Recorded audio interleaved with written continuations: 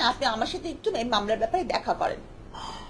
তো আমি তো স্বভাবতই, উনি একটা ক্ষমতাধর মানুষ, আমি একটু ভয় পেয়ে গেছি।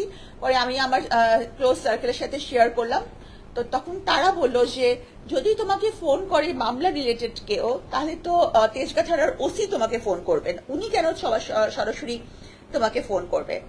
তো আর উনার কিছু, আপনারা জানেন ওনার কিছু ব্যাপারে রিউমার আছে, যে কারণে আমি সংকোচ বোধ করেছি এবং সবাই আমাকে বলেছে না খবরদার তুমি যাবা না, কিছু হলে তেজগাঁ থানার ওসি তোমাকে জানাবে।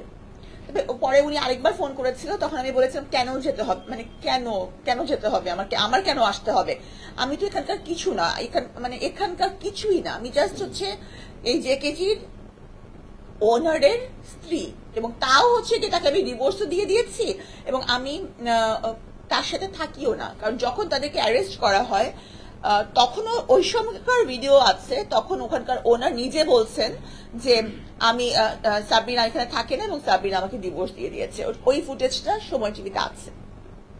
যাই হোক, আমি বলছি আমি কেন আসবো। তো এই দুবারই কথা হয়েছে, এরপর উনি ফোন করেছে, আমি রিসিভ করিনি। তো যেদিন আমাকে গ্রেফতার দেখানো হলো সেদিন আমি হসপিটালে কর্মরত ছিলাম এনআইসিভিতে, আপনারা সবাই মিডিয়াতে দেখেছেন। ওখান থেকে আমাকে জিজ্ঞাসাবাদের জন্য ডিসি অফিসে ডাকা হলো। একটা রুমের মধ্যে আমি বসেছিলাম অলমোস্ট 1.5 hours। তখন উনি আমাকে 2টা প্রশ্ন করেছিলেন, আপনি কোন মেডিকেল কলেজ এবং কততম বিসিএস। এই 2টা প্রশ্নের ভিত্তিতে উনি পরবর্তীতে গণমাধ্যমকে জানালেন যে মামলার সাথে সম্পৃক্ততা প্রমাণিত হয়, মানে জিজ্ঞাসাবাদে সাবিনা গ্রেফতার। তো এই কততম বিসিএস আর কোন মেডিকেল কলেজ শুনে উনি বুঝে গেলেন যে করোনার মামলায় আমি ছিলাম। তো যাই হোক, এবং আমার একটা আইন আছে যে কোনো সরকারি কর্মকর্তাকে গ্রেফতার করতে হলে তার ঊর্ধ্বতন কর্তৃপক্ষের কাছ থেকে অনুমতি নিতে হয়। উনি এনআইসিভিডির তৎকালীন পরিচালকের কাছ থেকে কোনো অনুমতি নেননি।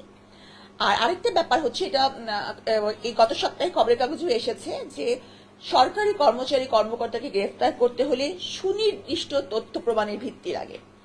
তো উনি কোন তথ্য প্রমাণের ভিত্তিতে আমাকে উনি গ্রেফতার করলেন? কারণ হচ্ছে যে এখানকার জয়েন্ট স্টকের কাগজে আমি এটার কোনো মালিক না, এটা একটা প্রোপ্রাইটারশিপ কোম্পানি, এখানে চেয়ারম্যান বলে কোনো পোস্ট থাকে না। একটি কাগজেও আমার সই নাই। আমি কোনো একটা মানুষ, কোনো সাক্ষী এসে বলে নাই যে সাবরিনার কাছ থেকে তারা কোনো টাকা নিয়েছে, সাবরিনা তাদের কাছে টাকা নিয়েছে, অথবা তারা সাবরিনাকে মানে কোনো সার্টিফিকেট দিতে দেখেছে। তো কোনো কিছুই নাই। উনি আমাকে কেন কিসের কারণে, কোন শত্রুতার জেরে বা কার হুকুমে উনি আমাকে এই মামলায় সম্পৃক্ত দেখিয়ে গ্রেফতার করলেন।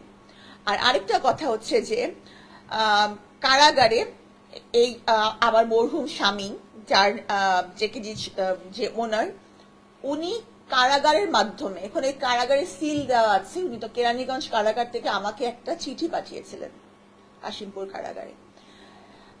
সেখানেও স্পষ্টভাবে উল্লেখ আছে যে এই মামলায় আমার কোনো সম্পৃক্ততা নাই, আমি কোনোখানকার সিগনেটারি না, কোনো কিছু না। সে চিঠিও আমার কাছে আছে।